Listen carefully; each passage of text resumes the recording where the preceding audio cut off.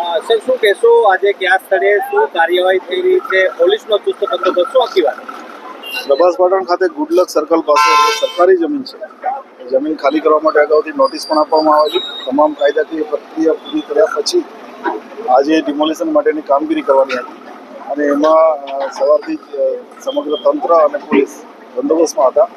એ દરમિયાન અમુક લોકો વિરોધ કરવા માટે થઈ અને રોડ પર આડા બેસી ગયેલા. એમાં જરૂરી પ્રિવેન્ટિવ એક્શન લઈ અને અત્યારે ડિમોલિશન ચાલુ છે. તો સવારે ધારાસભ્ય પણ અહીં આવી પહોંચ્યા હતા અને થોડા સમય માટે પોલીસને પણ કલકાઈ વાપરવાની ફરજ પડી હતી ડિમોલેશનને શરૂ કરવા માટે. સરકારી પ્રક્રિયા છે, એ પ્રક્રિયામાં જે કંઈ પણ અવરોધ આવશે એની સામે કડક અને કાયદેસર કાર્યવાહી કરવામાં આવશે. સર, બંદોબસ્તની વાત કરવામાં આવે તો કેટલો બંદોબસ્ત ડિપ્લોય કરવામાં આવ્યો? અત્યારે લગભગ 200 પોલીસ અને એસઆરપી સાથે અહીંયા બંદોબસ્ત છે. સિનિયર અધિકારીઓ પણ છે અને આ કાર્યવાહી જ્યાં સુધી ચાલે ત્યાં સુધી બંધ રહેશે.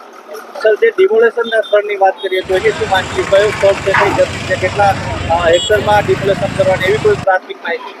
એ રેવન્યુ તંત્ર પાસે વધારે વિગત હશે, પણ આપ જોઈ રહ્યા છો એ એટલા એરિયામાં ડિમોલેશન ચાલી રહ્યું છે.